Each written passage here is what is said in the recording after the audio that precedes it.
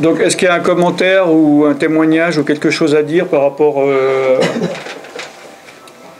à la prière qu'on vient de faire? Soit un commentaire par rapport à vous, ce qui vous est arrivé ou ce que vous avez vu, ou une question ou un témoignage ou je ne sais quoi, quelque chose à partager. Moi, je voulais dire quelque chose. Oui. Quand le frère, comment vous appelez le frère Kenny. Kenny, quand il a prié pour moi, donc il y a plusieurs fois, à l'île Maurice, tout ça, où Dieu m'a fait un appel. Oui. Et là, il a confirmé, il disait plein de choses que je ne sais pas si vous vous souvenez ce que vous disiez, frère. Non, peut-être pas. Oui, disons par rapport au cœur blessé, enfin, je ressentais de dire un peu. Oui. Et puis, à un moment donné, vous avez touché mes pieds avec votre pied, non, vous ne vous souvenez pas? J'ai ressenti de dire par rapport aux ailes de l'évangile de paix, les chaussures de. Oui. Et puis, il a redit que voilà, comme je vous ai dit, que des foules vont venir à Dieu par ce ministère et tout. Oui, gloire à Dieu. Et il remerciait beaucoup, enfin il parlait beaucoup de mon cœur, de ce que le cœur qui est converti, qui est à Dieu. Et beaucoup de choses que Dieu m'a dit avant, donc il me l'a confirmé. Il sortait pratiquement les mêmes mots qui m'ont été dit par plusieurs personnes avant. Amen, gloire à Dieu. Gloire à Dieu.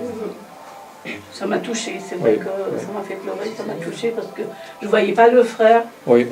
J'étais persuadée qu'il a un ministère prophétique parce que je me dis, je ne voyais pas le frère me dire ça. Ah. C'est comme si que lui il priait, Oui, mais moi c'est Dieu qui me parlait. Oui, oui, oui. Voilà, Oui. je l'ai ressenti comme ça. Oui, oui. D'accord. Gloire à Dieu. T'as la place pour tes jambes, Kenny? Je vois que c'est un peu... Non, je suis parfait. Ok. Quelqu'un d'autre a quelque chose à dire, à partager, à poser question Alors moi, en arrivant ce matin, j'étais, alors j'avais pas mal du tout, mais j'étais très chargée dans la nuque. Oui. Mais vraiment, mais comme si j'avais vraiment du poids sur ma nuque. Mais quand je suis arrivée dans la salle ici, et vous avez prié plusieurs fois pour moi, pour la nuque, mais chaque fois, tu sais, je voyais un poids qui s'enlevait, un poids qui s'enlevait, un poids qui s'enlevait. Oh là là, enfin, vraiment une mobilité autre. Mais vraiment, des poids sont vraiment partis. Ah, gloire à Dieu. Ouais, gloire à Dieu. Mais comment vous expliquez alors qu'avant, vous n'aviez pas de poids avant de venir? Je l'ai senti, justement, je pense que, où est-ce que je m'habitue à cette douleur, j'en sais rien, mais j'ai réellement senti ce matin en arrivant ici, que vraiment, j'avais la nuque tendue. Ben, en fait, alors que pas hier, voilà. ni en partant de chez moi. Certaines fois, les démons, ils ont une emprise. Alors, parlons de cet exemple, par exemple. Ils peuvent avoir une emprise sur les muscles de votre nuque. Ouais. Mais ils ne vont pas se manifester. Mais les démons sont là. Ouais. Ils sont prêts à faire quelque chose à un moment donné ou à un autre. Mais ils ne vont pas forcément toujours manifester la douleur. Et le fait que vous venez ici, qu'ils se manifestent, c'est parce qu'ils ne veulent pas, ils sont fâchés. Donc ils se manifestent, ils s'énervent. C'est comme de l'eau qui bout, quoi. Bon. Et là, le fait qu'on aille prier, c'est parti. Donc c'est pour ça. Ce qui veut dire que vous aviez quelque chose de latent. De latent depuis tout le temps. Et c'est de génération, déjà c'était sur 2 générations. Ah, ok, d'accord. Et je sens ici que c'est sur 2 générations encore ici. Oui, oui, c'est pas. On va continuer. On continuera. Ah, j'ai vraiment une libération. Quoi. Ah, gloire à Dieu. Comme si j'avais dormi pendant 3 jours. Hein. Oui, oui. Ouais, merci. Non, mais on est mardi. Oui. Non, c'est chouette. Quelque chose à partager? Une question? Colette? Je sais pas. Aujourd'hui, non, mais peut-être la dernière fois aussi que j'avais je ne sais pas si c'est possible de parler aussi de ce qui s'est passé en rencontre individuelle. Oui, allez-y. Parce que j'avais mal au sein depuis aussi... Ça veut dire la douleur que j'avais me prenait dans le mal au sein. Ouais. Et cette douleur... D'un côté, un seul sein. Un seul. Ouais, à droite. Même côté aussi. Ouais. Et l'année passée, j'avais fait la mammographie. Parce que moi, je me disais vraiment que c'est le cancer. Dans ma tête, je dis waouh, c'est venu. Et j'ai fait tous les tests qu'il fallait, il n'y avait rien. Mais la douleur a continué. Je voulais aller, il y a 1 mois, je voulais aller refaire. Et le médecin m'a dit non, de ne pas y aller. On ne peut pas faire, c'est des radieux, des rayons, machin. Oui. Donc à force d'être exposé, exactement. Ça peut même plutôt. Ouais. Et c'est à ce moment-là que Marie-Brigitte m'a donnez votre... Et quand j'ai commencé à écouter les vidéos, c'est là où j'ai remarqué que c'est un truc la douleur a commencé à se déplacer. Ça vient de ce côté, ça vient là. Donc vous savez que c'est pas naturel. Et je me suis dit, c'est pas naturel. Une douleur naturelle ne se déplace pas comme ça. Oui. Et c'est quand on a fait le matin la prière individuelle, où j'avais eu mal et vous m'avez mis la Bible là. Ouais. Et c'est comme si on enfonçait le couteau. C'est quelque chose de pointu, mais quand on fait enfoncer dans le sang, ça me faisait mal. Et la douleur, il n'y a plus de douleur. Vraiment, c'est... Oh Dieu. Voilà, Amen, alléluia. Oh Dieu, tu es bon. La douleur est partie parce Amen. que encore était Amen. douleur. Ça confirme des enseignements que je fais où j'explique des choses, mais bon, non, pas preuve à l'appui, mais là on a la preuve à l'appui. Que il y a des démons qui peuvent créer des douleurs et on pense que c'est des maladies. Et en chassant des démons, le démon va partir et la douleur va repartir. Donc sans forcément faire une prière de guérison. Sans forcément dire « Ah, vous avez mal au sein, ok Seigneur, tu l'as guéri au nom de Jésus. » Mais même sans savoir, des douleurs peuvent partir. Et moi, ça m'est arrivé combien de fois de prier pour des gens qui ont des maladies ou des douleurs, mais ils ne me le disent même pas, mais ils demandent de prier pour autre chose. Puis tout d'un coup, ils disent « Tiens, il y a une douleur qui est partie. » Hein? Donc c'est pour ça que c'est important d'entretenir aussi la prière de délivrance, de tout démon qui peut revenir, qui peut se réinstaller. C'est un entretien à faire. La santé spirituelle, c'est comme la santé psychique ou physique, ça s'entretient. Sinon, ça se décade. Ça se dit en français, décader? Non, je crois pas. Non, dégrade, ça se dégrade. Ça se dégrade. C'est vrai que... Parce que le même jour, c'est des douleurs, je savais, bon, le sein, oui, mais même au niveau de la rate et le foie. Ouais, vous aviez mal? Le même jour. Mais, mais ça se fait lié, par étapes. C'était lié parce que c'est une douleur aussi... ancienne. Ils ont cru, même qu'à moi-même opéré, ils disaient que c'est la vésicule, c'est les calculs biliaires, ils ont enlevé, mais la douleur est restée même après avoir enlevé la vésicule biliaire. Vaut mieux prier avant d'aller se faire enlever le foie, et puis l'estomac, et les poumons. Mais pendant la prière aussi, c'est tout d'un coup, c'est comme si on met le couteau. Aujourd'hui ou l'autre fois? Non, l'autre fois, vraiment c'était tous les points de contact. Mais... Réveillés. Non, puis on voyait, vous faisiez des... comme ça, comme ça, là, très mal, mais très mal. Ouais. Et comme j'ai dit le matin, mais mon corps est vraiment, pour le moment, tout est calme. Pour le moment et à jamais. À jamais, voilà. Oui. Pour le moment et à jamais. Voilà. Et puis, donnez pas une opportunité au démon de dire « Ah, vous avez dit pour le moment, j'arrive le moment d'après. » Jamais, voilà. Jamais. Pour toujours. Ouais. Amen, gloire à Dieu. Amen. Tu as quelque chose à dire, Grégory? Non, c'est bon, merci. Étienne? Bah ouais, moi je me suis tordu comme un... Ouais, en arrière. Un roseau. Ouais. J'ai encore très mal au cou là. Ouais. Il y a des choses qui se sont passées? Et à un moment donné, je me suis aplati... l'estomac, comme si j'étais une feuille de papier. Ouais. J'avais les abdominaux aussi durs. Ouais. Alors je sais pas ce qui s'est passé. Il n'y a pas besoin de forcément tout comprendre. Oui. René, tu as quelque chose à dire? Non, rien de spécial. Ok. Anaïs? Isabelle? Kenny? Non, excuse-moi. Je me rendais juste compte de la joie qu'il y avait chaque fois qu'on se retrouve entre plusieurs frères et sœurs. Oui. Quelle grâce c'est, voilà. Oui. Alléluia. À qui il est bon pour des frères et sœurs de demeurer ensemble? Oui. Des choses particulières. Non? À part que? Beaucoup de choses. Non, mais je sais pas, non, il y a la c'était... joie du Seigneur, il y a l'amour de Dieu. Ouais. Enfin, je sens souvent l'amour de Dieu. Donc, ouais. Voilà, je sens pas... Pour Anaïs, je sentais l'amour de Dieu vraiment aussi. Et que le Saint-Esprit Saint-Esprit est fâché contre l'ennemi et que... Enfin voilà, le Seigneur, c'est le Dieu du miracle, mais il utilise des êtres humains pour aider d'autres êtres humains. Oui, oui. Parce que le Seigneur peut faire claque, mais le Seigneur... Oui, mais il a choisi ça. Le Seigneur, il a choisi cette méthode pour qu'on puisse être frères et sœurs, pour qu'on puisse pleurer avec ceux qui pleurent, souffrir avec les autres. Mais je sais qu'il y a un Saint-Esprit, il y a quelque chose que je sentais que une colère de Dieu contre, pas contre Anaïs, mais contre le... Ah bon? Contre, ah bon, je pense. contre ce qu'il vit, quoi. C'est cet esprit qui tourne, qui est méchant. Enfin, qui est... Bah oui, de toute façon. Bah oui, il joue à l'imbécile, mais il est méchant. Donc voilà, maintenant, pour chacun, le Saint-Esprit le guérit. Bon, tu as raison de dire que Dieu, il a choisi, parce que c'est vrai qu'il peut faire ce qu'il veut. Même Jésus a dû venir corporellement. Voilà. Alors que Dieu aurait pu dire je pardonne. Qui c'est qui aurait dit attends, t'as pas le droit.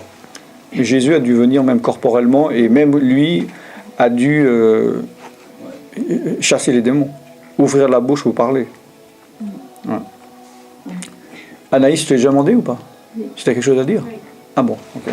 J'ai vu quand vous avez prié pour Anaïs, à un moment donné, vous disiez, bon, on entendait sans vouloir vraiment entendre, vous disiez sors bon, je chuchote pas non plus, ouais. Sors de ses ouais. Mais en fait, il y avait quelque chose qui voulait sortir là, qui était sur le point de sortir. Ah, de ce côté gauche, de ce côté. Et quand vous, après, vous êtes parti, vous l'avez laissé un moment, vous êtes parti ailleurs. Et puis, il est resté après. Ah, t'as senti, toi, un point sur gauche, où elle dit ou pas? Non. Okay. J'ai senti vraiment là. Ok. Quand vous lui disiez les choses, il voulait vraiment sortir avec quelque chose là. Ok. Maintenant, nous, on va tous rentrer chez nous. J'allais dire, qu'est-ce qui va se passer? Ça comme ça, vous allez faire à manger, vous allez manger, après vous allez dormir. Alors, très bonne question. Bon, nous sommes dans une guerre spirituelle, donc il faut comprendre, étudier un peu les règles, les choses par rapport à des armées ou à la guerre, même si ça ne vous intéresse pas. Des fois, peut-être les filles, ça les intéresse moins, mais c'est important parce qu'il faut comprendre qu'une guerre, c'est létal, c'est fait pour prendre du territoire, pour tuer, pour soumettre, et il n'y a qu'un gagnant et il y a un perdant. Et le perdant, il est soit soumis ou tué. Donc là, ce que le diable, l'ennemi, a perdu maintenant, parce qu'il a dû reculer, etc., évidemment qu'il vous attend quand vous serez isolé, quand vous serez dans les moins bonnes conditions. Un moment où vous allez moins prier, que vous allez moins avoir le moral, clac, il va venir, mais il va jamais venir quand il sait qu'il va se ramasser des coups de bâton sur la tête. Et donc il faut entretenir sa délivrance et rester dans le combat et dans la victoire. Sinon, il revient, et puis on peut être, comme on dit, des chrétiens en dents de scie, on reçoit une guérison ou bien une bénédiction, une délivrance, on la repère, on la regagne, on la repère, etc. Donc, pour éviter ça, il faut être dans le combat, et ce qu'on a réussi à acquérir comme territoire, savoir le garder. Voilà. Et empêcher l'ennemi de revenir là où il était. Et là, il n'y a aucune raison qu'il puisse revenir. S'il y a combat. Donc il faut s'attendre à une contre-attaque quelconque. Il sait attendre, l'ennemi, il sait attendre le bon moment. Et des fois, le problème, on peut se dire, ça y est, je suis fort, je suis béni. L'ennemi ne va pas venir là, justement, et dès qu'on se laisse aller, on croit encore être fort, et puis l'ennemi, lui, il sait qu'on est vulnérable, et il nous attaque. Donc il vaut mieux garder la victoire. Surtout que là, dans la lancée, entre aujourd'hui et demain, il y a peu de temps, profitez, faites fructifier les instants entre maintenant et demain matin pour pas perdre du temps, pour que vous soyez dans les meilleures conditions demain pour que le combat continue et la défaite de l'ennemi continue.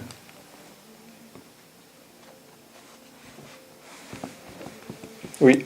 J'ai remarqué par rapport à une vidéo que j'ai vue et sur les attaques de nuit. Oui. Tout de suite quand j'ai commencé à faire la petite prière avant de dormir, ben je dormais mieux. Quoi. Ah oui, ouais, Dieu. Oui, parce que les démons qui nous attaquent la nuit, qui vous attaquaient la nuit, c'est la preuve qu'en prenant autorité, vous leur fermez la porte et ils peuvent plus venir. Donc après, pour entretenir, pour faire des journées ou... Il faut continuer, parce que c'est comme si vous dites avant j'étais malade parce que je mangeais pas assez, puis maintenant que j'ai remangé, je mange normalement et que je me sens bien, est-ce qu'il faut que je continue à bien manger? Oui. Parce que si vous arrêtez de nouveau de manger, non, il ne s'agit pas d'être dans une guerre complète, totale et s'épuiser jour après jour à combattre pour avoir un peu de victoire. C'est pas ça. Mais il faut être vigilant et voilà, remettre le matin en se réveillant, remettre la journée entre les mains du Seigneur et le soir avant de se coucher, de remettre la nuit entre les mains du Seigneur pour qu'on soit protégé et gardé. La nuit, c'est censé nous donner du repos physique et aussi que Dieu nous parle et qu'on soit renouvelé, qu'on reçoive des bénédictions.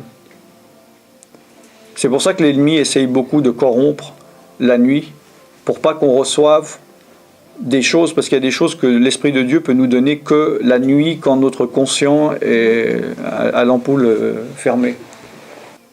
Bon, on va voir un peu des versets bibliques par rapport à la délivrance. Donc ce matin, on avait vu donc dans Deutéronome 28, le verset de bénédiction par rapport à la victoire sur l'ennemi, et à la malédiction au verset 25, Deutéronome 28, 25, si on désobéit à Dieu.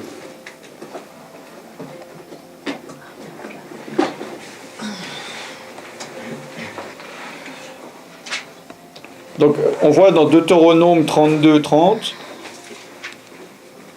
donc Deutéronome c'est le même livre que tout à l'heure, chapitre 32, verset 30, comment un seul en poursuivrait-il 1000 et 2 en mettrait-il 10 000 en fuite si le rocher ne les avait vendus, si l'Éternel ne les avait pas livrés. Amen. Ça veut dire que le rocher, on sait que symboliquement, c'est quoi le rocher? C'est qui? C'est Jésus. C'est Jésus. Donc c'est un rocher qui est censé... le rocher, c'est quelque chose qui nous protège dans la guerre. Parce qu'on peut se protéger, on peut se cacher derrière, et si on domine et on gagne, on peut être sur le rocher, face à notre ennemi, on n'a pas peur parce qu'on a la victoire. Oui. Et donc là, il dit que un seul d'entre nous, nous pouvons poursuivre 1000 ennemis, oui, et on peut en mettre 10 000 en fuite parce que l'Éternel nous a livré l'ennemi entre nos mains. Amen. Sinon, on se ferait... les démons sont plus forts que nous, si on n'a pas Dieu. Mais nous, avec Dieu, nous sommes plus forts. Pourquoi? Parce qu'il est dit que sur la croix de Golgotha, ils ont été désarmés face à nous. Ils n'ont plus d'armes. Alors que nous sommes armés avec la parole de Dieu. Donc nous sommes plus forts qu'eux. Amen. Donc on a vu dans Lévitique en français, chapitre 26, 7 et 8, c'est l'équivalent de Deutéronome 28 dont j'ai parlé ce matin. Parmi les bénédictions, vous poursuivrez vos ennemis et ils tomberont devant vous par l'épée.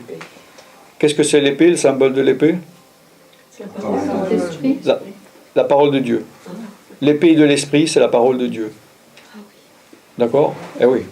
Donc, vous pouvez poursuivre vos ennemis et ils tombent devant vous, devant la parole de Dieu, que vous les frappez avec la parole de Dieu. Amen. Donc 5 d'entre vous en poursuivront 100, et 100 d'entre vous poursuivront 10 000, et vos ennemis tomberont devant vous par l'épée. Donc c'est pour ça que c'est important qu'il faut utiliser la parole de Dieu, d'où ce genre de combat, et vous-même vous pouvez, quand vous lisez dans la Bible un verset, il faut absolument utiliser la parole de Dieu contre l'ennemi, parce que c'est efficace. Vous connaissez le verset, la parole de Dieu est efficace, oui, jusqu'à trancher entre la moelle et l'os et l'esprit et l'âme, etc., pour révéler les choses. Et l'ennemi, il le sait, il connaît la parole de Dieu, il sait que la Bible est la parole de Dieu et qu'il ne peut rien faire contre. C'est comme un roc. Donc, c'est pour ça que l'ennemi tombe devant la vérité, tombe devant les déclarations et les proclamations que nous faisons avec la parole de Dieu, parce qu'il n'a aucun argument. C'est un menteur, l'ennemi, mais il connaît la vérité. Et quand on proclame la vérité, il n'a aucun argument contre. C'est comme on prend la main dans le sac en train de voler. Ben oui, là je peux rien dire, j'ai la main dans le sac. J'ai aucun argument pour me défendre. Là, il y a la lumière est faite, on m'a pris en photo là comme ça. Je ne peux pas me défendre. Et l'ennemi, il est comme ça devant la parole de Dieu. D'où l'importance de la lire, de la connaître et de l'utiliser. Non ?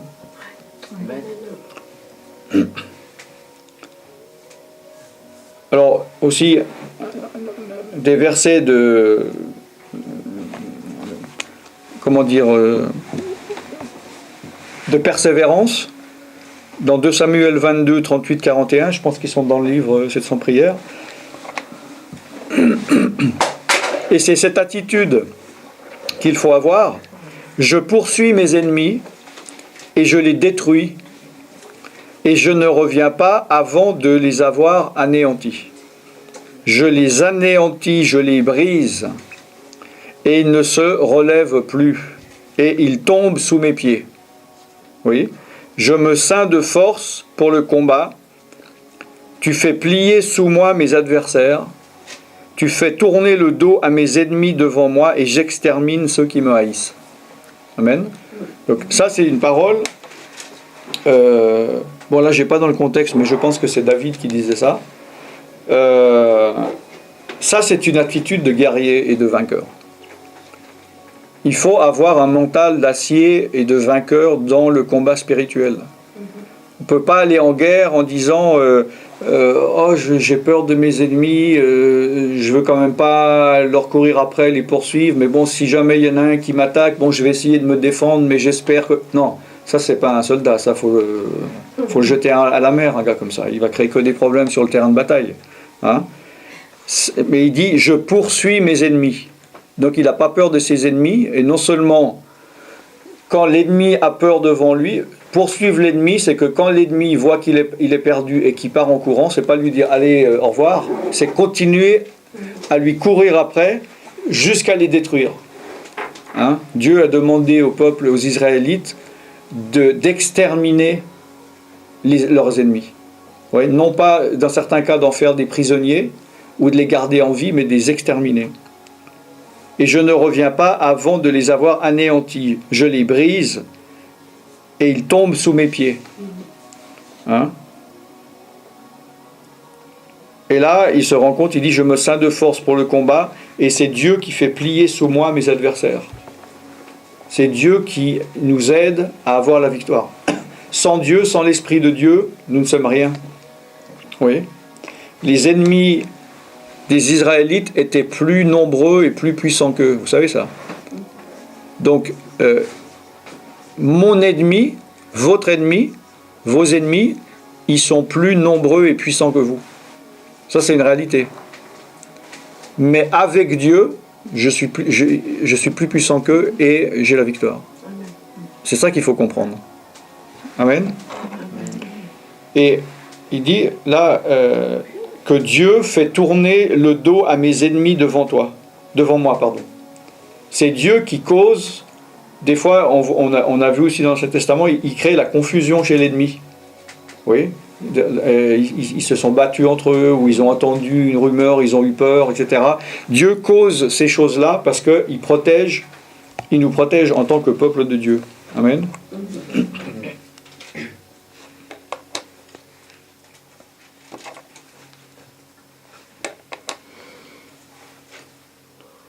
dans Josué 8, 29, c'était dans la ville d'Aï ou d'Aï, je ne sais pas en français, qui était la première ville dans laquelle ils sont arrivés après avoir passé le Jourdain. Hein. Alors, ils sortirent de la ville à leur rencontre et les gens d'Aï furent enveloppés par Israël de toutes parts. Et Israël les battit sans leur laisser un survivant ni un fuyard. Donc ils ont obéi à la parole de Dieu en ne laissant pas l'ennemi survivre. Si on laisse notre ennemi survivre un peu, il profitera de la liberté qu'on lui a laissée ou la vie qu'on lui a laissée et se tournera un jour ou l'autre contre nous. Il ne faut pas faire à la mi-mesure ou avoir pitié de notre ennemi parce qu'un jour ou l'autre il se retournera contre nous. Hein?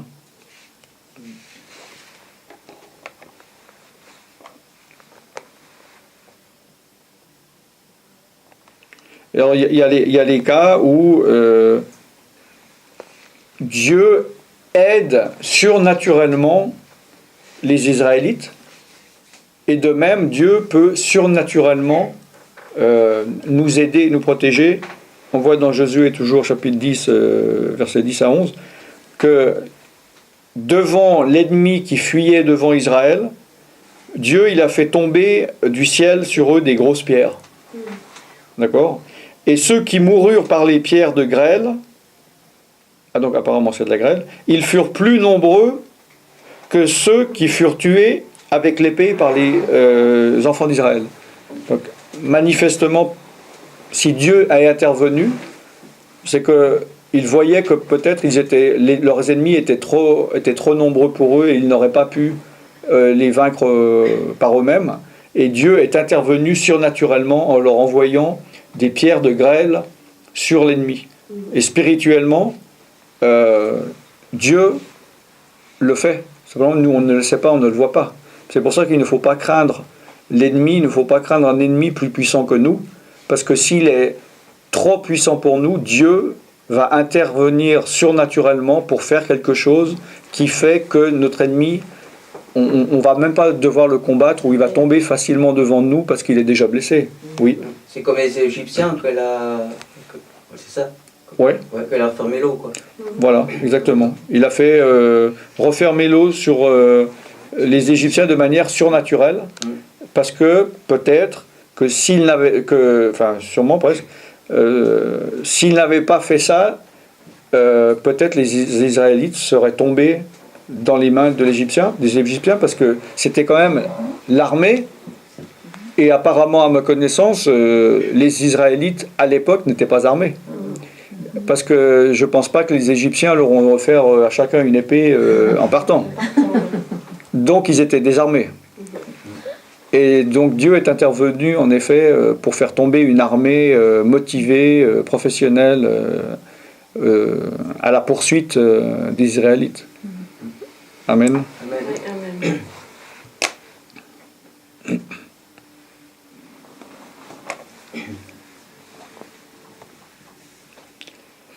Donc Josué 10, 42, hein. Josué prit tous les rois et leurs pays, car l'Éternel, le Dieu d'Israël, combattait pour Israël. Hein, il a pu prendre non seulement des villes, ou non seulement des peuples, ou non seulement des soldats, mais les rois, les responsables de ces hauts lieux de villes fortifiées. Amen. Parce que Dieu combattait pour Israël. Dieu combat pour nous. Donc nous pouvons prendre des rois, nous pouvons prendre des cités qui sont trop fortes pour nous. Comme vous connaissez David et Goliath. Goliath était trop puissant pour David. Et tous les hommes de guerre israélites avaient peur. Oui. Et même le chef de guerre, tout le monde, personne n'osait s'opposer à Goliath. Et David, lui, c'est par la foi. Vous êtes d'accord ? Il était encore plus petit que les autres. Il était peut-être plus petit et plus jeune que les soldats. Et à cause de sa foi, il a osé, il connaissait le pouvoir qu'il avait en se confiant dans le nom du Dieu d'Israël. Et Dieu l'a honoré et il l'a aidé. Vous êtes d'accord ? Dieu a permis que David gagne sur Goliath qui était supérieur, non pas en nombre, mais en puissance. Amen. Amen.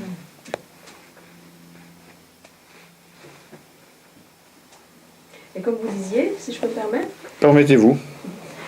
Aujourd'hui aussi, je m'explique, j'ai vécu c'était un couple qui se déchirait, le mari tapait la femme et tout. Et puis moi, devant ça, je pouvais rien faire. Et puis donc j'ai dû passer dans cet appartement, mais je suis repartie, mais vraiment, je me suis mis en prière, et j'ai dit, Seigneur, tu arrêtes cet homme maintenant, au nom de Jésus. Eh bien, j'ai appris le lendemain matin que cet homme était tombé le soir chez lui, et il avait quelque chose dans le dos, là, comment on appelle ça, ces boules, là, un problème dans le dos, qui s'est aggravé, il n'a pas pu se relever du sol. Une hernie discale, voilà, qui a éclaté, enfin, un problème comme ça. Et l'ambulance a dû venir le chercher, et il s'est fait opérer, ce qui fait que la femme à la maison avait la paix, enfin un petit peu dormir. Et puis, l'humour de Dieu, que j'ai trouvé extraordinaire, c'est qu'il est tombé dans une chambre de 2 lits, et il est tombé avec un chrétien. Et donc le monsieur ne pouvait pas bouger de son lit, et le chrétien toute la journée lui disait, regarde, c'est écrit dans la parole de Dieu. Le pauvre. Mais j'ai trouvé très fort, j'étais quand même un peu surprise, que Dieu est intervenu, parce que moi je ne pouvais rien faire, je ne pouvais pas arrêter cet homme-là de frapper cette femme. Et le Seigneur l'a fait pour moi. Amen. Et c'est là où je dis que ça nous arrive encore aujourd'hui, quoi. Je trouve ça. Bien sûr. Et ça va en plus tomber avec un chrétien, je trouve ça génial. Bien sûr, puisque toutes ces choses dont je parle dans l'Ancien Testament sont symboliques par rapport à nous maintenant. Donc c'est les choses qui nous arrivent, c'est les choses normales d'aujourd'hui. Si nous les mettons en pratique. Mais en effet, si nous ne mettons pas le combat en pratique, on ne voit pas la main de Dieu, donc on dit Dieu n'agit plus. Mais si nous mettons en pratique la parole de Dieu et nous combattons, nous voyons la main de Dieu et nous voyons qu'en effet, ça s'accomplit jour après jour pour nous. Donc Ephésiens 6, verset 11. « Revêtez-vous de toutes les armes de Dieu afin de pouvoir tenir ferme contre les ruses du diable. » Là encore, il parlait à des chrétiens et on voit bien qu'il faut tenir ferme contre les ruses du diable. Donc nous sommes attaqués. Ça, c'est pour tous ceux qui disent que voilà, le diable, il ne vient pas nous embêter, on n'a pas de combat à mener. Là, il dit que nous devons nous revêtir de toutes les armes de Dieu afin de pouvoir tenir ferme contre les ruses du diable. Tenir ferme, ça veut dire que y a la notion du temps. Donc le diable, il est persévérant. Nous devons être persévérants. C'est souvent dans la persévérance que nous avons la victoire. Je reçois un coup, je me protège. Ça ne veut pas dire qu'après, c'est bon, j'ai reçu un coup, j'ai pu me protéger, j'ai la victoire. Non, parce que là, tac, et après, il va m'en donner un deuxième, comme ça. Donc au verset 12, nous n'avons pas lutté contre la chair et le sang, mais contre les dominations, contre les autorités, contre les princes de ce monde de ténèbres, contre les esprits méchants dans les lieux célestes. Bon. Contre les esprits méchants dans les lieux célestes, bon, c'est sûr que là, il parle de démons, donc non pas des anges, parce que, comme je viens de le dire, déjà, il n'y a pas d'esprit gentil dans ces lieux célestes-là, contre qui nous devons combattre. Parce que là, il parle de démons, il ne parle pas d'anges, parce qu'on ne doit pas combattre les anges. Donc, c'est vrai qu'il aurait pu dire contre les esprits. Il n'avait pas besoin de rajouter forcément méchant. On peut avoir des mauvais jours spirituels avec des attaques, et de nouveau, on doit tenir ferme après avoir tout surmonté. Donc après avoir gagné en effet une bataille dans la guerre, on ne doit pas dire c'est bon, tout est bon, c'est fini. Et puis se saouler, et puis tout ça, et puis fêter victoire, tout d'un coup, l'ennemi va venir nous attaquer. Donc il faut en plus tenir ferme après, donc tenir ferme, persévérer, c'est important, et pour obtenir la victoire, c'est par persévérance et en tenant ferme, et pour maintenir la victoire. D'accord. Donc la persévérance est d'autant plus importante. Amen. Amen. Bien, nous allons conclure, nous allons prier. Que chacun donc prie pour lui. Remettez entre les mains ce que le Seigneur a fait tout à l'heure, que tout ce qui est sorti, même quelque chose qui ne s'est que déplacé, ça peut déjà être bien, ça peut être un début si cette chose a été dans un seul endroit, un seul moment, puis là il s'est déplacé. Priez qu'il ne revienne pas, qu'il ne reprenne pas place. Invitez l'Esprit de Dieu à venir prendre la place pour que l'endroit soit rempli du Saint-Esprit et que les démons ne reviennent pas reprendre ce qu'ils ont perdu. Amen. Seigneur.